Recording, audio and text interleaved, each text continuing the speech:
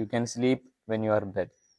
4 times world champion ആയ max Verstappen അദ്ദേഹം ഒരു ഇൻ്റർവ്യൂവിൽ അദ്ദേഹം പറയുകയുണ്ടായി, രാത്രി സമയങ്ങളിലൊക്കെ ഒരുപാട് സമയം അദ്ദേഹം പ്രാക്ടീസ് ചെയ്യാറുണ്ട് എന്നുള്ള കാര്യം അദ്ദേഹം പറയുകയുണ്ടായി.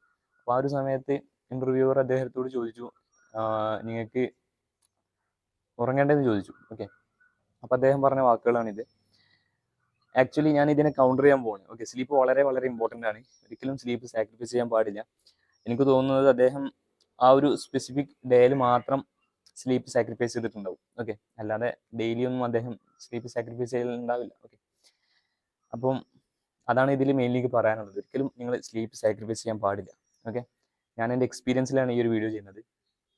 അപ്പം എൻ്റെ ഒരു എക്സ്പീരിയൻസ് എങ്ങനെയാണെന്ന് ചോദിച്ചു കഴിഞ്ഞാൽ, ഞാൻ വളരെയധികം സ്ലീപ്പ് സാക്രിഫൈസ് ചെയ്യുന്ന ഒരാളാണ്. ഓക്കെ, അപ്പം അങ്ങനെ സ്ലീപ്പ് സാക്രിഫൈസ് ചെയ്തുകൊണ്ടിരിക്കുന്ന ആ ഒരു ഘട്ടത്തിൽ ഞാൻ മനസ്സിലാക്കിയ ഒരു കാര്യം, ഞാൻ ഇപ്പോഴാണ് അത് റിയലൈസ് ചെയ്തത്. ഓക്കെ, അതായത് എൻ്റെ പെർഫോമൻസിനെ അത് നല്ല രീതിയിൽ ബാധിച്ചിട്ടുണ്ട്. 2 hours സെഷൻ ക്ലാസ്സൊക്കെ ഞാൻ ഒരു 4 hours എടുത്തിട്ടാണ് ക്ലാസ് കംപ്ലീറ്റ് ആക്കിയത്. പിന്നെ അതുപോലെ തന്നെ ക്ലാസ് കേൾക്കുന്ന സമയത്ത് ഈ പഠിക്കുന്ന കാര്യങ്ങളൊക്കെ തലേൻ്റെ മുകളിലൂടെ പോകുന്ന ഒരു ഫീല്. ഓക്കെ, ഞങ്ങൾക്കത് മനസ്സിലാകും. അതായത് നമുക്ക് ഇവർ പറയുന്ന കാര്യങ്ങൾ ഉണ്ടാവും, അത് കേൾക്കുന്നുണ്ടാവും, പക്ഷെ അതിനെ ഒന്ന് കണക്ട് ചെയ്യാൻ നമുക്ക് പറ്റലുണ്ടാവില്ല.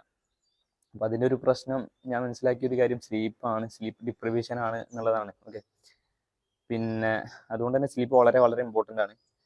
ഇപ്പം ഞാൻ മുന്നേ പറഞ്ഞിട്ടുണ്ട്, നിങ്ങൾ എക്സ് ആക്സിസിൽ സ്ലീപ്പും വൈ ആക്സിസിൽ ഫോക്കസും ആയിട്ട് ഒരു ഗ്രാഫ് വരയ്ക്കുകയാണെങ്കിൽ നിങ്ങൾക്ക് ഡയറക്റ്റ്ലി പ്രൊപ്പോർഷണൽ ഗ്രാഫ് ആയിരിക്കും കിട്ടാൻ പോകുന്നത് വിത്തിൻ നോർമൽ ലിമിറ്റ്സ്. അതായത് നോർമൽ ലിമിറ്റ്സ് എന്ന് പറയുമ്പോൾ നോർമലായിട്ട് നിങ്ങൾ ഉറങ്ങുന്ന ഹവേഴ്സ്. ഓക്കെ, അപ്പം എത്രത്തോളം ആ ഒരു ടൈമിലേക്ക് നിങ്ങൾ എത്തുന്നോ അത്രത്തോളം നിങ്ങളുടെ ഫോക്കസ് ഇൻക്രീസ് ചെയ്യും.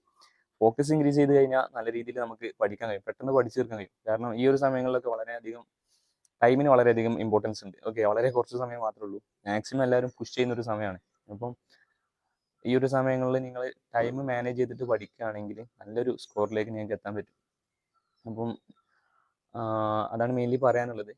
പിന്നെ വേറൊരു എക്സ്പീരിയൻസ് എന്താണെന്ന് ചോദിച്ചു കഴിഞ്ഞാൽ, ഞാൻ നീറ്റ് എക്സാമിൻ്റെ തലേ ദിവസം ഉറങ്ങിയിട്ടില്ല. ഓക്കെ, ടെൻഷൻ കാരണം എനിക്ക് ഉറങ്ങാൻ പറ്റിയിട്ടില്ല. അപ്പോൾ അത് കാരണമായിട്ട് എനിക്ക് കുറച്ച് കോൺസിക്വൻസസ് ഉണ്ടായിട്ടുണ്ട്. പ്രത്യേകിച്ച് നീറ്റ് എക്സാം എന്ന് പറഞ്ഞു കഴിഞ്ഞാൽ, ഞങ്ങൾക്ക് വന്ന നീറ്റ് എക്സാം എന്ന് പറഞ്ഞു കഴിഞ്ഞാൽ അശ്രദ്ധ കാരണം നിങ്ങൾക്ക് ഒരുപാട് മിസ്റ്റേക്സ് പറ്റാവുന്ന ഒരു നീറ്റ് എക്സാമാണ് വന്നത്. ഓക്കെ, കാരണം നിങ്ങൾക്ക് അറിയായിരിക്കും, ലൈക്ക് നമ്മൾ ഇപ്പോൾ ഓപ്ഷൻസ് ഒക്കെ തരുന്ന സമയത്ത് നോട്ട് ട്രൂ, മിക്കവാറും നോട്ട് ട്രൂ അല്ലെങ്കിൽ ഫാൾസ് സ്റ്റേറ്റ്മെൻറ്റ്സ് അങ്ങനെയൊക്കെ ആയിരിക്കും ചോദിക്കുക. ചിലപ്പം ട്രൂ സ്റ്റേറ്റ്മെൻറ്റ്സ് ആയിരിക്കും ചോദിക്കുക. അപ്പോൾ നമ്മൾ ഇതിൽ ഈ ഓപ്ഷൻസ് പെട്ടെന്ന് ഓപ്ഷൻസ് കാണുന്ന സമയത്ത് ട്രൂ ഓ ഫാൾസ് നമ്മൾ ശ്രദ്ധിക്കില്ല. അപ്പോൾ അങ്ങനെ മിസ്റ്റേക്കുകളൊക്കെ എനിക്ക് പറ്റിയിട്ടുണ്ട്. അതായത് ഇത് ട്രൂ ആണോ ഫാൾസ് ആണോ എന്ന് ചോദിച്ച സമയത്ത് ആൻസറിങ് കാര്യമായിരിക്കും, പക്ഷെ ഞാൻ ഫോൾസിൻ്റെ ഓപ്ഷൻസ് ആയിരിക്കും മാർക്ക് ചെയ്തിട്ടുണ്ടാവുക. പിന്നെ അതുപോലെ തന്നെ ഫിസിക്സിൽ ഒരു ക്വസ്റ്റ്യൻ ഇപ്പോഴും ഓർക്കുന്നുണ്ട്. ആ ഒരു ക്വസ്റ്റ്യൻ എങ്ങനെയാണെന്ന് വെച്ച് കഴിഞ്ഞാൽ, ഒരു ന്യൂമറിക്കലാണ്. അപ്പോൾ ന്യൂമറിക്കൽ നമുക്കൊരു ഏകദേശം വാല്യൂ കിട്ടി കഴിഞ്ഞാൽ നമുക്ക് ചിലപ്പം ആൻസറിലേക്ക് എത്താൻ പറ്റും. ഞാൻ ആക്ച്വലി എയർപോർട്ടിൻ്റെ അടുത്താണുള്ളത്. അതുകൊണ്ട് തന്നെ ഫ്ലൈറ്റിൻ്റെ സൗണ്ടൊക്കെ നിങ്ങൾക്ക് കേൾക്കാൻ പറ്റിയായിരിക്കും. കാണിക്കാൻ പറ്റില്ല. ഓക്കെ, എനിവേ, അപ്പം ന്യൂമറിക്കൽ ക്വസ്റ്റ്യൻസ് ഒക്കെ എന്താണെന്ന് വെച്ച് കഴിഞ്ഞാൽ, ഇപ്പം ഞാനൊരു കാര്യം പറയുകയാണെങ്കിൽ, ഇപ്പോൾ ഒരു ക്വസ്റ്റ്യൻ്റെ ആൻസർ 1.67 ആണെന്ന് വിചാരിക്കാം. ഓക്കെ, അപ്പം ഇവർ തരുന്ന ഓപ്ഷൻസ് ഇപ്പം 1.67, പിന്നെ അടുത്ത 3.67 അല്ലെങ്കിൽ 2.67, പിന്നെ 4.67 ആണെങ്കിൽ നമുക്ക് പെട്ടെന്ന് ആൻസറിലേക്ക് എത്താൻ പറ്റും. പക്ഷെ ഇവർ തരുന്ന ഓപ്ഷൻസ് എങ്ങനെയായിരിക്കും അറിയും? 1.67 × 10⁻11 ഒന്നാമത്, ലൈക്ക് ഒരു ആൻസർ അതാണെന്ന് വിചാരിക്കാം. ഓക്കെ, അപ്പോൾ ഒന്നാമത്തെ ഓപ്ഷൻ വരുന്നത് 1.67 × 10⁻11. ഓക്കെ, രണ്ടാമത്തെ ഓപ്ഷൻ വരുന്നത് 10.6 × 10⁻11. അപ്പോൾ അങ്ങനത്തെ ഓപ്ഷൻസ് ആയിരിക്കും വരിക. മൂന്നാമത്തെ ഓപ്ഷൻ വരുന്നത് 1.6 × 10⁻12. അങ്ങനെ ലൈക്ക് അത്തരം ഓക്കെ, രണ്ടും സെയിം ആണെന്ന് തോന്നുന്നുണ്ട് അല്ലേ, രണ്ട് ഓപ്ഷനും. എനിവേ, അത്തരത്തിലാണ് മാക്സിമം ഇവർ ക്വസ്റ്റ്യൻസ് ചോദിക്കാറുള്ളത്. അപ്പോൾ അതുകൊണ്ട് തന്നെ നമ്മുടെ ശ്രദ്ധ വളരെ ഇമ്പോർട്ടൻ്റ് ആണ്. നമ്മളെ ഫോക്കസ് വളരെ ഇവിടെ ഇമ്പോർട്ടൻ്റ് ആണ്. ഓക്കെ, നിങ്ങൾ പഠിച്ചു മാത്രം പോയിട്ട് കാര്യമില്ല, അത് എക്സാമിലേക്ക് നിങ്ങൾ അപ്ലൈ ചെയ്യണം. നിങ്ങൾ ഒരുപാട് മോക്ക് എക്സാംസ് ഇപ്പം തന്നെ എഴുതുന്നുണ്ടാകും. അപ്പം ഈ മോക്ക് എക്സാംസ് എഴുതുന്ന സമയത്ത് നിങ്ങൾ ശ്രദ്ധിച്ചിട്ടുണ്ടാകും, ഒരുപാട് മിസ്റ്റേക്സുകൾ നിങ്ങൾ അറിയുന്ന ക്വസ്റ്റ്യനിൽ വരുത്തുന്നുണ്ടാകും. ഓക്കെ, അപ്പം അത് റെക്ടിഫൈ ചെയ്യാൻ എന്താ ചെയ്യേണ്ടതെന്ന് ചോദിച്ചു കഴിഞ്ഞാൽ, നിങ്ങൾ മാക്സിമം സ്ലീപ്പ് റെഡിയാക്കുക, ഒന്നാമത്തെ കാര്യം. രണ്ടാമത്തെ കാര്യം, മോക്ക് എക്സാംസ് വീണ്ടും എഴുതാൻ നോക്കുക. മാക്സിമം മോക്ക് എക്സാംസ് അറ്റൻഡ് ചെയ്യാൻ നോക്കുക. അത് വളരെ ഇമ്പോർട്ടൻ്റ് ആണ്. ഞാനൊരു 3 മോക്ക് എക്സാംസ് പെർ ഡേ എഴുതിയിട്ടുണ്ടായിരുന്നു. പ്രത്യേകിച്ച് ഈ ഒരു സമയത്ത്, നീറ്റിനോട് വളരെ അടുത്തിരിക്കുന്ന ഈ ഒരു സമയത്ത് വേറെ ഒന്നും നോക്കാറില്ല. വേറെ നോക്കാറില്ല എന്ന് പറയുമ്പോൾ ബയോളജി വായിക്കും, ഇൻഓർഗാനിക് വായിക്കും, NCERT ഇക്വേഷൻസ് നോക്കും. അത് എക്സാമിൻ്റെ ഒരു പ്രിപ്പറേഷൻ എന്നുള്ള നിലയ്ക്ക് NCERT വായിക്കും. അതുപോലെ തന്നെ ഫിസിക്സിൻ്റെ ഇക്വേഷൻ നോക്കും, ഫിസിക്കൽ കെമിസ്ട്രിൻ്റെ ഇക്വേഷൻ നോക്കും. ഓർഗാനിക്കിൽ ഞാൻ പ്രത്യേകിച്ച് ഇക്വേഷൻസും കാര്യങ്ങളൊന്നും ഉണ്ടാക്കിയിട്ടുണ്ട്, പക്ഷെ ഞാൻ അതിങ്ങനെ നോക്കിയിട്ടില്ലായിരുന്നു. ഓക്കെ, മാക്സിമം ക്വസ്റ്റ്യൻസ് ചെയ്തിട്ടാണ് ഓർഗാനിക് പഠിച്ചത്. അപ്പോൾ അതുകൊണ്ട് തന്നെ ഇത്തരം കാര്യങ്ങളൊക്കെയാണ് ഞാൻ മാക്സിമം ആ ഒരു സമയത്ത് ശ്രദ്ധിച്ചിട്ടുണ്ടായിരുന്നത്. പിന്നെ വളരെ ഇമ്പോർട്ടൻ്റ് ആയിട്ടുള്ളൊരു കാര്യം, മോക്ക് എക്സാംസ് നിങ്ങൾ അറ്റംപ്റ്റ് ചെയ്യുന്ന സമയത്ത് നിങ്ങൾ ഓരോ മോക്ക് എക്സാംസിന് ശേഷവും അതിൻ്റെ അനാലിസിസ് നടത്തണം. ഓക്കെ, അത് വളരെ ഇമ്പോർട്ടൻ്റ് ആണ്. ഒരു മോക്ക് എക്സാംസ് എഴുതുക, അതിൻ്റെ അനാലിസിസ് നടത്തുക. അങ്ങനെ ആകുമ്പോൾ ഒരു 3 എക്സാംസ് എന്ന് പറഞ്ഞു കഴിഞ്ഞാൽ വളരെ ഹാർഡാണ്. നിങ്ങൾക്ക് പറ്റുകയാണെങ്കിൽ 3 എക്സാംസ് എഴുതുക, അല്ലെങ്കിൽ 2 എക്സാംസിൽ എഴുതാം, പ്രശ്നമൊന്നുമില്ല. ഓക്കെ, പിന്നെ അപ്പം സ്ലീപ്പ് വളരെ ഇമ്പോർട്ടൻ്റ് ആണ്. പിന്നെ ഈ പറഞ്ഞ പോലെ സ്ലീപ്പ് നൈറ്റിൽ തന്നെ സ്ലീപ്പ് ചെയ്യാൻ നോക്കട്ടോ, അത് വളരെ ഇമ്പോർട്ടൻ്റ് ആണ്. ഇതും എൻ്റെ ഒരു എക്സ്പീരിയൻസിൽ ഞാൻ പറയുന്ന ഒരു കാര്യമാണ്.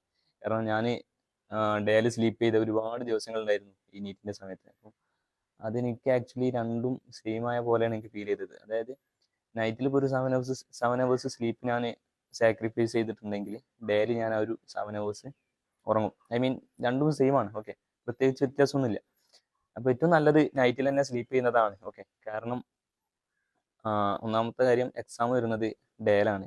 അപ്പം ക്ലാസ് വന്നിട്ട് നിങ്ങൾ എക്സാം ഹാൾ വന്നിട്ട് നിങ്ങൾക്ക് ഒരിക്കലും ഉറങ്ങാൻ പാടില്ല. ആ ഒരു സമയത്ത് നമ്മുടെ ബ്രെയിൻ വളരെയധികം അലേർട്ടായി നിൽക്കണം. അപ്പം അതുകൊണ്ട് തന്നെ ആ ഒരു സമയത്ത് നമുക്ക് ആ ഒരു സ്ലീപ്പിനെസ് ഫീൽ ചെയ്യാൻ പാടില്ല. അപ്പോൾ അതിലേക്ക് നിങ്ങളിങ്ങനെ അഡാപ്റ്റ് ചെയ്ത് വരണം. ഒരുപാട് ദിവസങ്ങളൊന്നും എടുക്കില്ല. മിനിമം ഒരു മാക്സിമം ഒരു 3 days ഒക്കെ എടുക്കുള്ളൂ. നിങ്ങളൊന്ന് ശ്രദ്ധിച്ചാൽ മതി. ഒരു 3 days എടുത്തു കഴിഞ്ഞാൽ തന്നെ നിങ്ങൾക്ക് അത് റെഡിയാക്കി എടുക്കാൻ കഴിയും. 3 days ഓഫ് പെയിൻ ഉണ്ടാവും.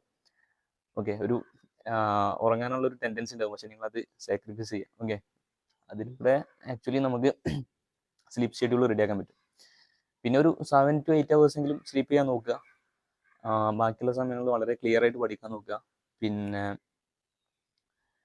പഠിക്കുമ്പോൾ ഇൻട്രസ്റ്റോട് കൂടി പഠിക്കാൻ നോക്കുക. ഓക്കെ, നിങ്ങൾ ഈ പോമഡോറോ ടെക്നിക്കൊക്കെ വെച്ചിട്ട് പഠിക്കണം എന്ന് ഒരിക്കലും ഞാൻ പറയില്ല. പോമഡോറോ ടെക്നിക്ക് അറിയാലോ, 40 minutes പഠിക്കുക, 20 minutes റെസ്റ്റ് ചെയ്യുക. ഓക്കെ, അത്തരത്തിലുള്ളൊരു കാര്യമാണ്. കാരണം ഞാൻ എന്തുകൊണ്ടാണ് അത് സജസ്റ്റ് ചെയ്യാത്തതെന്ന് വെച്ച് കഴിഞ്ഞാൽ, ആക്ച്വലി നിങ്ങൾ ഇഷ്ടപ്പെട്ട് പഠിക്കുകയാണെങ്കിൽ നിങ്ങൾക്ക് ഈ ഒരു പോമഡോറോ ടെക്നിക്കിൻ്റെ ഒരു ആവശ്യം ഉണ്ടാവില്ല.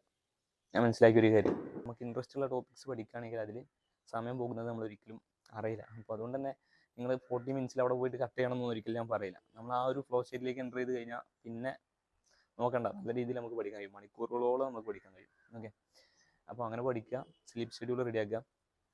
പിന്നെ വേറൊരു കാര്യം പറയാനുള്ളത് എന്ന് വെച്ച് കഴിഞ്ഞാൽ, ഓക്കെ, വേറെ പ്രത്യേകിച്ചൊന്നും പറയാനില്ല. ഓക്കെ, എല്ലാവരും നല്ല രീതിയിൽ പഠിക്കുക, നല്ല രീതിയിൽ ഹാർഡ് വർക്ക് ചെയ്യുക, പുഷ് ചെയ്യുക, മാക്സിമം പുഷ് ചെയ്യുക. ഓക്കെ, ഈ ഒരു സ്റ്റേജ് എന്ന് പറഞ്ഞു കഴിഞ്ഞാൽ റാങ്കുകൾ മാറി മറിയുന്ന ഒരു സ്റ്റേജാണ്. ഓക്കെ, നിങ്ങളുടെ മോഡൽ എക്സാംസിലൊക്കെ നിങ്ങൾക്ക് അറിയായിരിക്കും, ഇതുവരെ കാണാത്ത മുഖങ്ങളൊക്കെ ആ ഒരു സമയങ്ങളിൽ വരും. ഇതുവരെ ഗോൾഡ് മെഡൽ അടിക്കാത്ത ആളുകളൊക്കെ ആയിരിക്കും ഗോൾഡ് മെഡൽ അടിക്കുക. സ്ഥിരമായിട്ട് ഗോൾഡ് മെഡൽ അടിക്കുന്ന ആളുകൾ ചിലപ്പോൾ താഴോട്ട് പോകും. അതിൻ്റെയൊക്കെ ഒരു റീസൺ എന്താണെന്ന് വെച്ച് കഴിഞ്ഞാൽ, they are really hard working. Okay, അവരുടെ ഹാർഡ് വർക്ക് അവർ ഷോ ചെയ്യുന്ന ഒരു സമയമാണ്. ഞാൻ അത്തരത്തിലുള്ള ഒരാളാണ്. ഞാൻ ഫൈനൽ സ്റ്റേജിലേക്ക് വെക്കുന്ന ഒരാളാണ്. ഓക്കെ, അപ്പം അതുകൊണ്ട് തന്നെ നിങ്ങൾക്ക് കഴിയും. ഇതുവരെ നിങ്ങൾക്ക് ഗോൾഡ് മെഡലോ അല്ലെങ്കിൽ ക്യാഷ് അവാർഡ്സ് ഒന്നും കിട്ടിയിട്ടില്ലെങ്കിൽ പ്രശ്നമൊന്നുമില്ല. നിങ്ങൾക്ക് നിങ്ങളുടെ മോക്ക് എക്സാംസിലൊക്കെ നല്ല രീതിയിൽ പെർഫോം ചെയ്യാൻ കഴിയും.